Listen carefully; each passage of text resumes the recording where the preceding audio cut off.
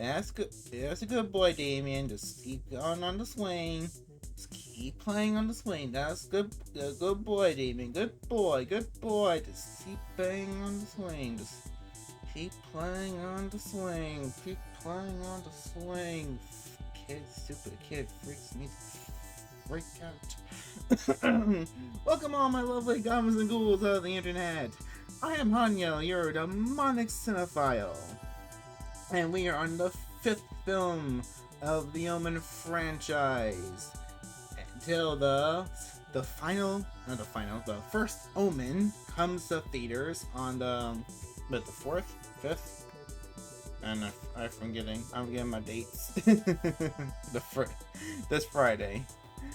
When I'm recording this. So yeah, I finally sat down to watch the Omen remake, which is kind of funny because this is the first Omen movie that I saw. Yeah, because this movie came out in 2006, so I was a wee young Hanyo, a wee young demon when this came out. I did not see this in theaters. At least I don't think I did. I had the DVD, or had the DVD. I think I gave it away. I used to watch it a bunch of times, and then I eventually got bored of it. But it is very weird watching it now after watching all the other movies, especially watching it after watching the original film and falling in love with the original film and realizing how much the original film was a classic and just full on, just I would say, masterpiece. Oh, also, you want to know how much this film is such a plagiarization of the original movie? Let me see here. Dave Stelzer, the original writer of the first film, is given the writer's credit for this film. He did not write this movie. This movie was written by, from what I can tell, Dan McDermott, but his original treatment of the script was so similar to Stelzer's that he was denied a writing credit. And that is just how bad and lazy this script is. Parts of this movie is beat by beat dialogue of the original. Like, you could literally play the movie scenes to side by side and the dialogue would match. There is some differences, I would say. There is a unique opening. You get this thing of the Vatican where they're interpreting all the signs of the upcoming of the Antichrist, which is kind of neat. A bit on the nose, I have to say. Takes away all of the subtlety and the the idea of, if is Damien really the Antichrist, which the first movie does kind of play with. The first movie doesn't really, or say, is Damien really the Antichrist till the very end. But here it's like, nope, Damien's the Antichrist. We really spell it out for you. Really spell it out. We hammer into your head. And by hammering, I mean they really, literally hammer it into your head. Into the film that Damien is the Antichrist. And I'll tell you why. Besides that, okay, let's move on to cinematography. So cinematography in this movie, now I actually will praise cinematography. So who did cinematography in this film? I felt kind of bad not praising the other people who did the cinematography in the other movies, because they were actually really, really great. I should give them some credit as well. But the Jonathan Sela. Alright, so he did other stuff like John Wick, Deadpool 2. Alright, he does some cool things. But yeah, he did lots of cool, interesting shots in this movie. He plays with color a lot in this film, and it really, really shows. The movie has a great atmosphere. It gives the movie almost like an otherworldly feel to it sometimes, which is great. But it also kind of, how do I explain it? It is kind of like my feelings with Ringu and versus The Ring, because in Ringu, the original Japanese movie, it is very much natural colors, natural lighting, a very natural looking film. So when everything creepy and supernatural happens, it's much more unsettling. But in The Ring, the American movie, is much more, has those green filters, is much more stylized. So when the weird things happen, it's not as unsettling.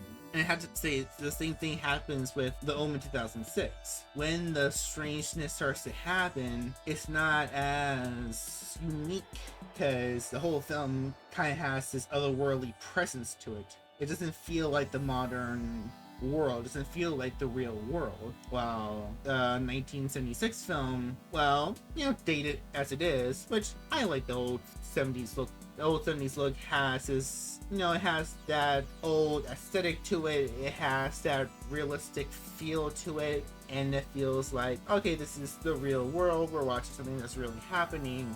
So when these strange, supernatural, preternatural events start to appear into the natural world, it feels much more wrong and demonic, strange, and awful. I will say I did enjoy the kills in the movie. They are more stylized versions of the original kills. They are not better than what the first movie did. They're just a different flavor, I guess you could say.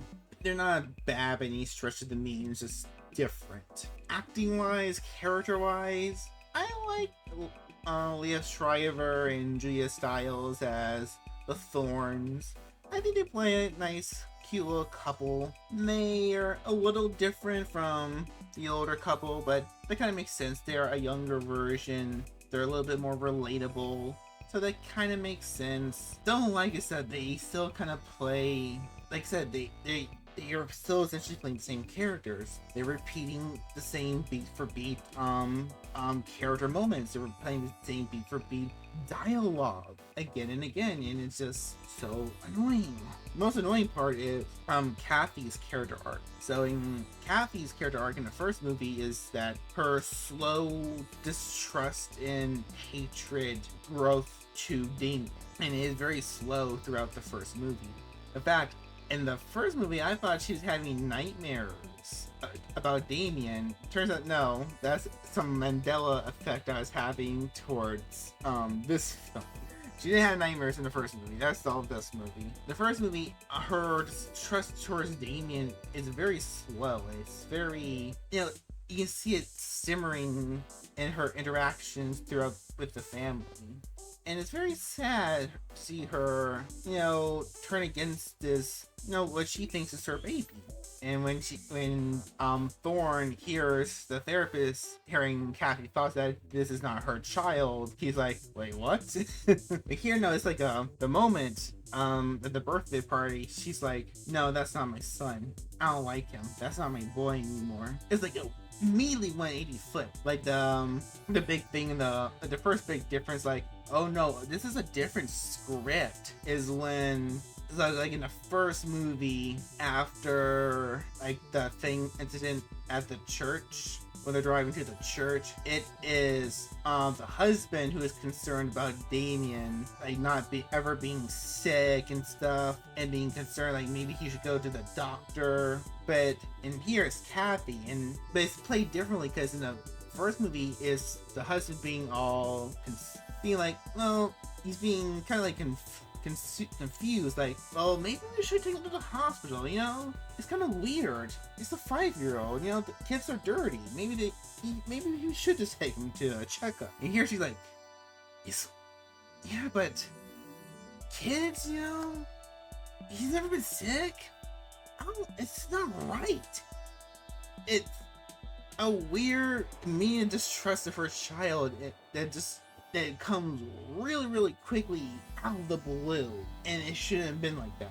Another weird instances is Mrs. Baylock. So in this version, Mrs. Baylock comes off as weirdly sweet, which is kind of weird because we already know the whole deal that Damien is the Antichrist. She is not. Why is she acting overly sweet and junk? I mean, I know in the first movie, after doing some research, that Richard Donner wanted the character to be more sweet and playful until the actress kind of convinced him to have her play a more evil. But this is a remake where we all know that no, we can't. We already know what the character's gonna be like. You know what I mean? Maybe it could have been different if in this film that they brought more mystery to the fact that maybe if or not Damien is the Antichrist. If they were putting more, if they would, this was more a genuine mystery, but it's not because, like I said, we had the big opening with the Vatican. And especially, we have this boy,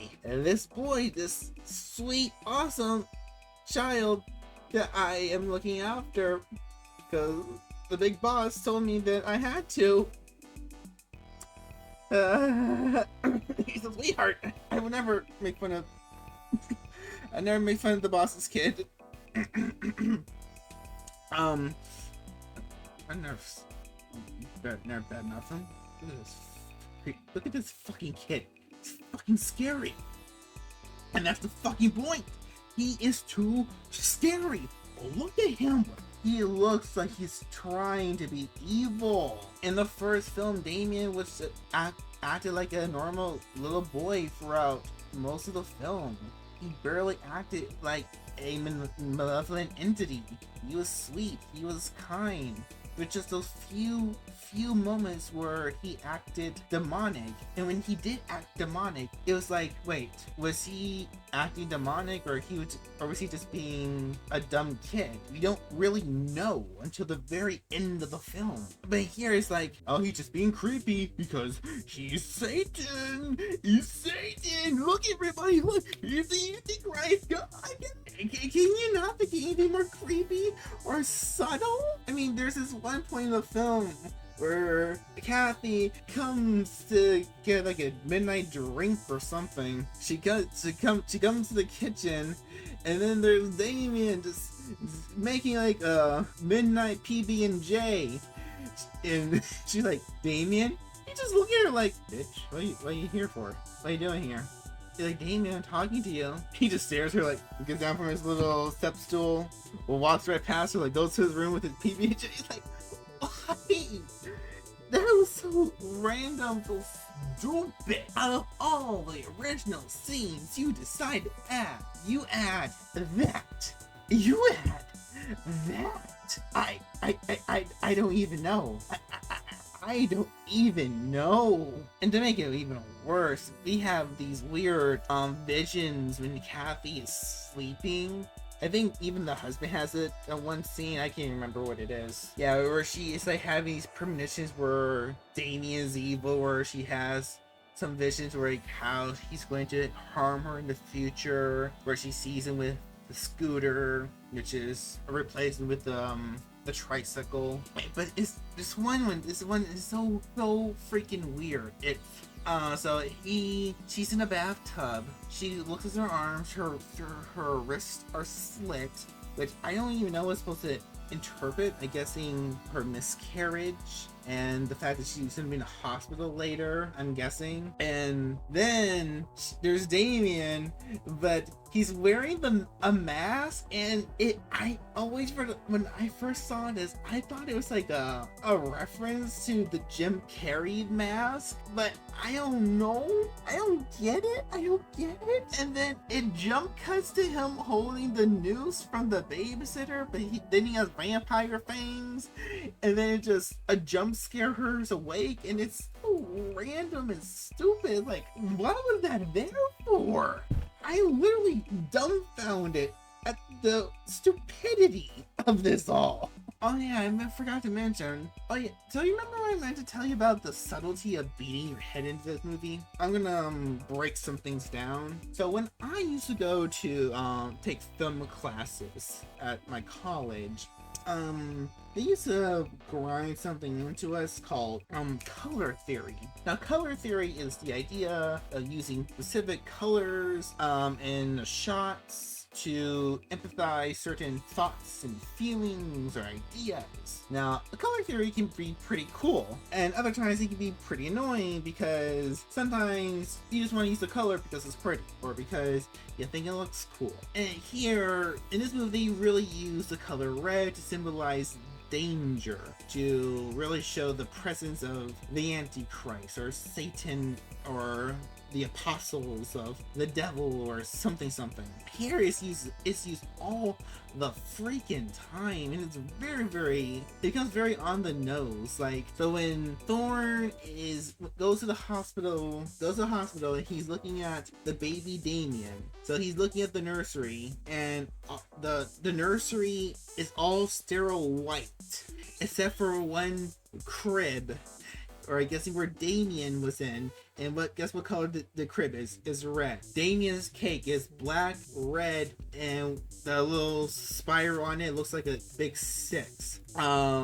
What's the thing when Thorn goes to meet the father? There's a big red telephone. There's a person wearing red walking by.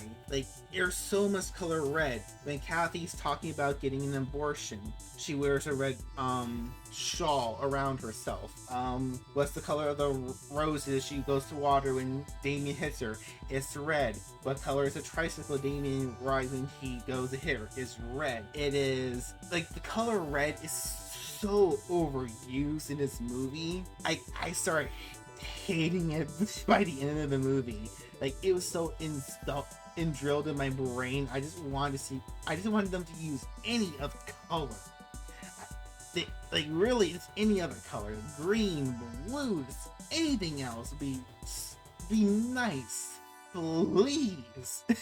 And also, just the weird marketing of 666.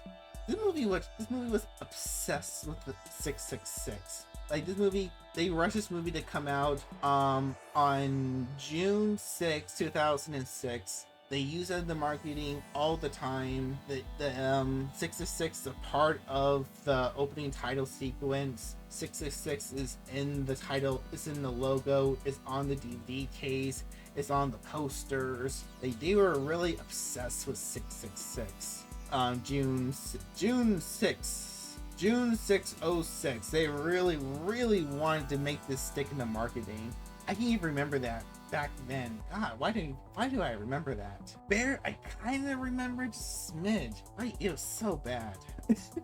Yeah, but The Omen 2006. This was a very fudgy movie, because this is the good example of just a bad remake. I love remakes. I love the idea of a remake. I love the idea of reimagining a story. I don't think remaking a story is bad on itself. I think that can be interesting. I think those can be cool. And just when it's done so half-assed and lazy like this is when you get true pieces of shit. It is even a piece of shit movie. Like I said, this movie is shot beautifully well. It's the same guy who gave us John Wick. If you're gonna watch this for anything, watch it for the cinematography. But when it comes to like the direction, the acting, the actors try their best, but they're working with not the best, direction. Half-assed script, and just the fact that you've seen this before and you've seen it done better in the original Omen. Hell, you've seen it done better in the Omen part 2. So there's no real reason to watch this. It's just you've seen it done better before. This is just a good prime example of a lazy remake. This was just done to get out there before June 6, 2006, because they saw an opportunity for a quick cash grab, and it sucked because you could have done something quite interesting with this. And this was the last Omen movie until Friday, until we get to the first Omen. Now, I gotta go, guys. I love you. I gotta drop this kid off back to the boss before I get in trouble. This fucker just moved. Oh, fuck. Oh, God. I think I'm getting in trouble. I gotta go, guys. Gotta go. God. See cups. Beat him up. You're still here? You're actually still here at the end of the video? Oh, I'm surprised. Thank you for staying for the whole thing.